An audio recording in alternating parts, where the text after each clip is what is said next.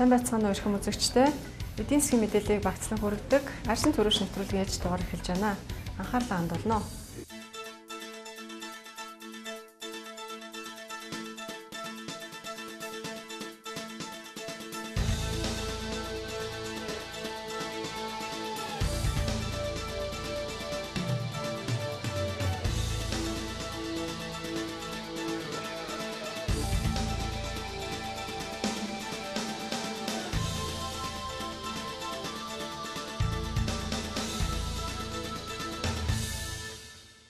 Бидний эхний мэдээлэл 2010 оны санхүүгийн хямралын дараагаас эхлээд Монгол төгрөгийн ханш аажмаар чангарсаар байгаа.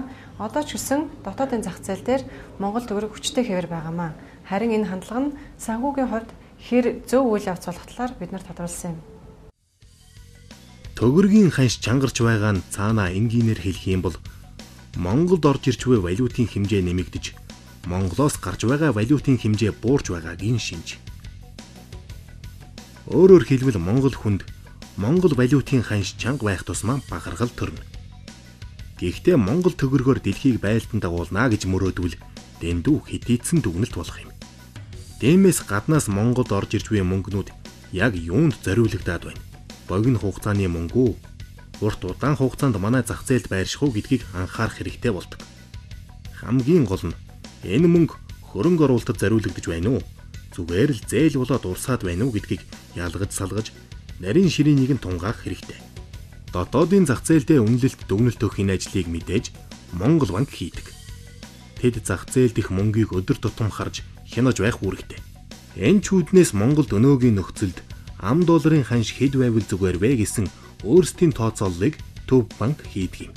Тиймдээ ч улиралдаа нэг удаа гаргадаг байсан энэ тооцооллоо сар бүр гаргадаг болоод байгаа юм.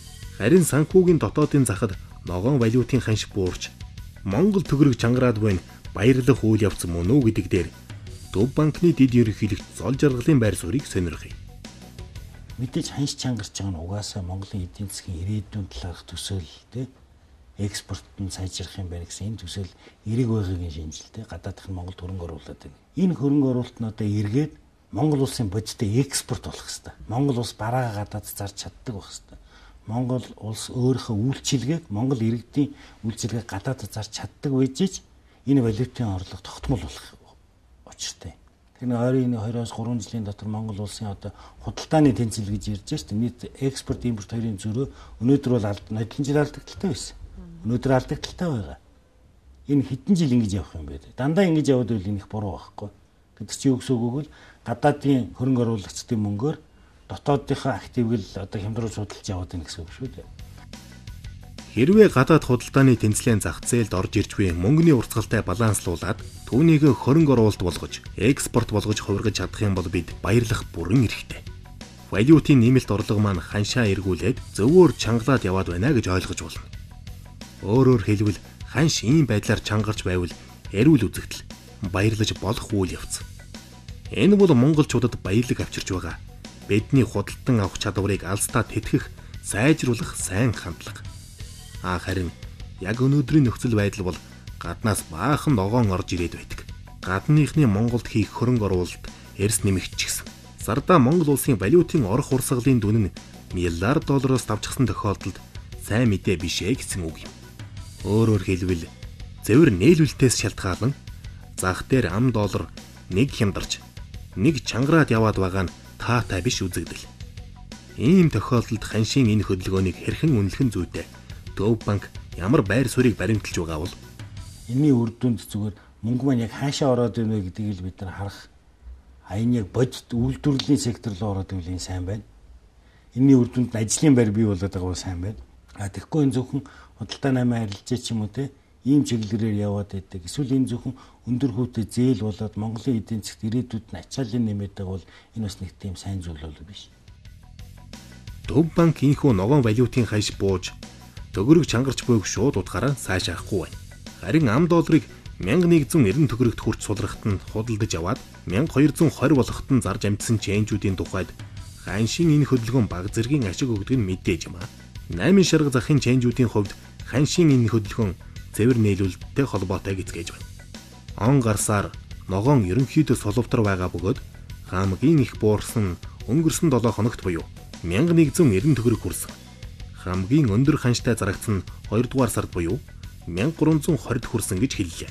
3 хоногийн дотор долларын ханш дээр тоглолт хийж ашиг олсон хүмүүс байж болох ч жэнжүүлч бас төгрөг хэд чангарахыг таашаадгүй байна.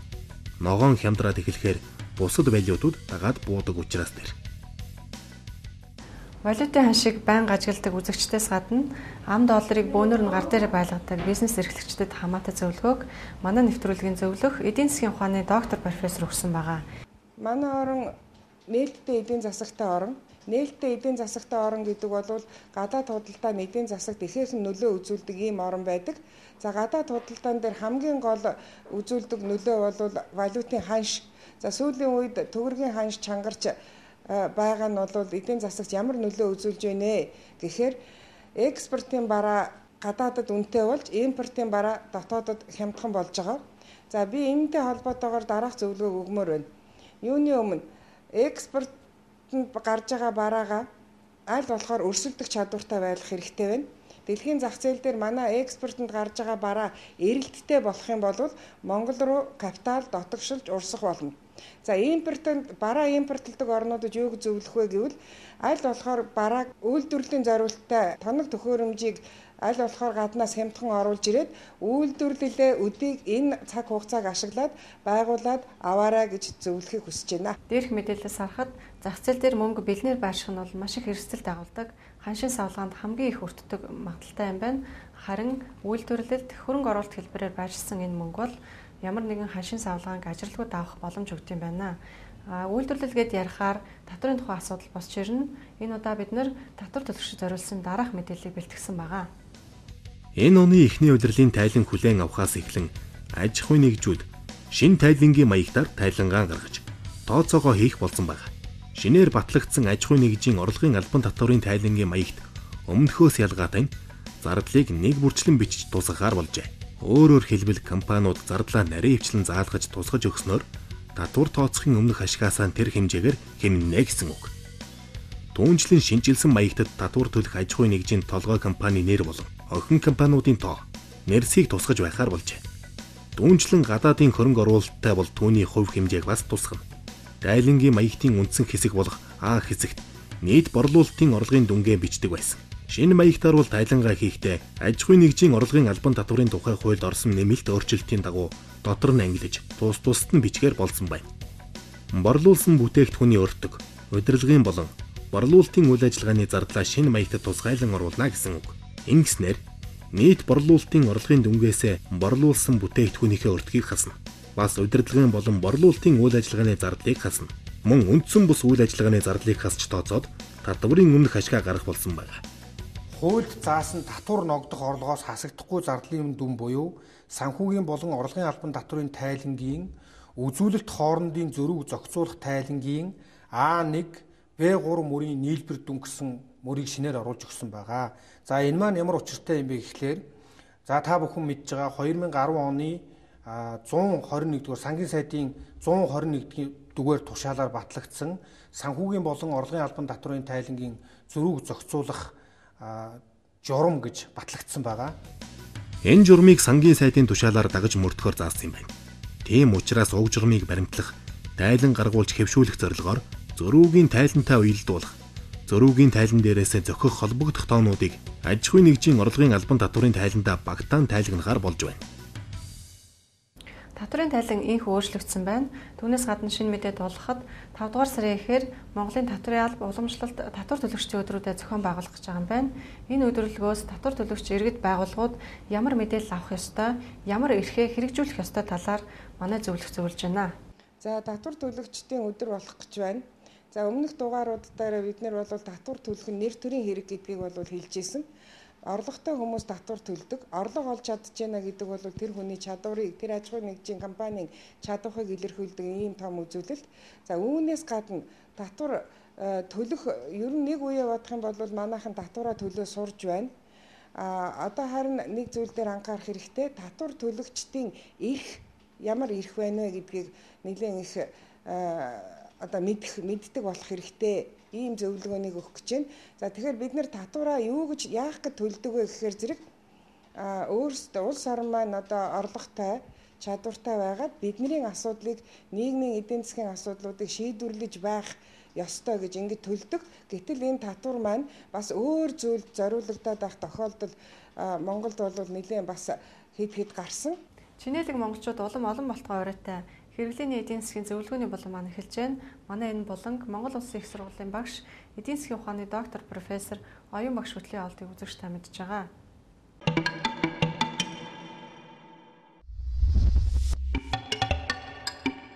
Бид өнөөдөр орлоготой иргэд орлогоо улам баяжуулахын тулд яг юу хийх хэрэгтэй вэ гэсэн зөвлөгөөг өөрчлөлт хүргэж байна.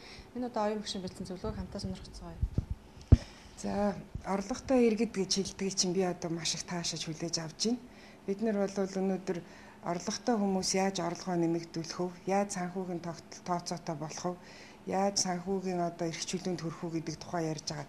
Багахан ч гэсэн цалин авдаг хүнд болгон энэ зөвлөгөөг бол зориулж байгаа шүү дээ, тийм ээ. За, тэгэхээр орлоготой иргэд орлогоо яаж нэмэгдүүлэх вэ гэдэг асуудал бол хүн болгоны толгойд байнга эргэлдэж идэг зүйл гэж ойлгож байна. Өнгөрсөн зөвлөгөөн дээрээ бол бид нэр юу ч хийжсэн тэрэн дээрээ номер 1 байгаарай гэж загсан. Хурдтай ажиллаарай гэж загсан. За, өнөөдөр бол би зөвлөгөөн дээрээ орлоготой хүмүүс бусдад битгий туслаарай гэж нэг юм зөвлөгөө өгөх гэж байна. Тэгээ яагаад бусдад тусалж болохгүй юм бэ гэж хүмүүс бас гайхаж байгаа байх л та.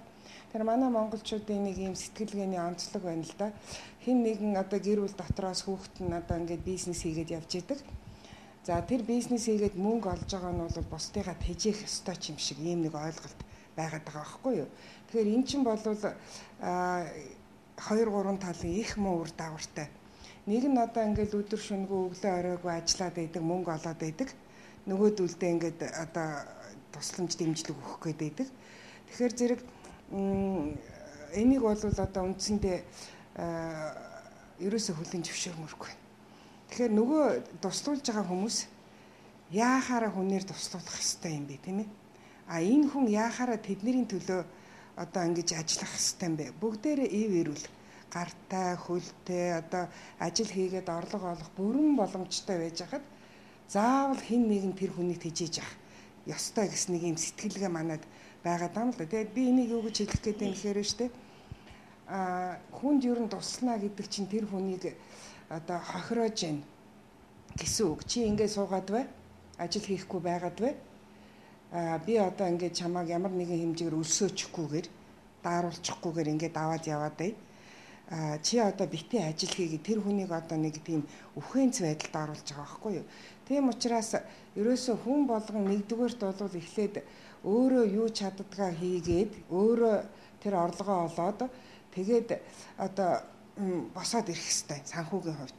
Тэгэхээр бид нөө бие биендээ тусалдгаас болоод нэг нь өөдөө босч чаддгүй, нөгөөдөл нь одоо ингээд нэг өхмөл байдалд ороод ингээд байдаг байхгүй юу. Тийм учраас би юу гэж хэлж яах гэхээр ерөөсөө бусдыг хорлох гээгүй юм бол битээ тусламж өгөө. Хорлоод байна наадах чинь. Тийм тэгээ нөгөөх орлого хийж байгаа хүн нь болохоор олигтой юм олж чаддгүй, олсон хэдийг аваачаад энэ тэнд ингээд нэг хэдэн хүн тийжгээд идэг. Өөрөө ч боссон юм байхгүй. За тэгэхээр зэрэг одоо туслахад хизээ яа туслах вэ гэдэг асуудал гарна. Угаасаа гарна. За ялангуяа эцэг эхүүд бол чи одоо ах дүүтэй байж ах дүүдээ өгсөнгөө ингэсэнгүү гэл одоо нөгөө ах дүү нар надад тусалсангүү гэл одоо ингээл их л гомдол ирнэ л дээ. Тэгэхээр тусламж их сони юм байлээ. Баг-багаар өдөрт нэг сард нэг одоо хэдэн төгрөг байдгийг өгөөд байхаар зэрэг тусалсан гэж бодогддоггүй. Бараг л ингэх ёстой. Өөрөө нэг нь шүдээ ингээд орлого олчоод нэлээд сайн орлого олчоод дараа нь тэр хүндээ одоо туслахтаа бол бизнес хийхэд нь тусалж хөрөнгө оруулалт хийж болох байхгүй. Тэгэхээр чин зөвхөр далхаа ав гээд нэг мөнгө өгөөд ах чин тэр хүнийг хорлоод нь шүү дээ. Тэгэхээр зэрэг би юу гэдэг юм гэхээр огт битээ тусал гээгүй. Туслахад бол учир байна. Баг-багаар өгсөн тусыг хүн тус гэж үздэг юм шүү. Өөрөө ихтэй их сайхан орлоготой болчих. Тэрнийхээ дараагаар бүр том бизнес эрхлэхэд нь тусалж болно. Хэрвээ тэр хүн цаашдаа ажил хийх эрмэлзэлтэй байгаа бол. За эрмэлзэлгүй байгаа бол одоо ёстой хэдэнч төгрөг өгсөн тэгэл ямар ч үр дүнгүй нэг нь авсан юм байхгүй нөгөөх нь авлаач гэж үнэлсэн юм байхгүй нэг юм хэцүү юм болдго шүү дээ. Орлого олж байгаа хүн орлого ахаад нэмэгдүүлэх гэтэл одоо бас нэг боломжгүй байгаа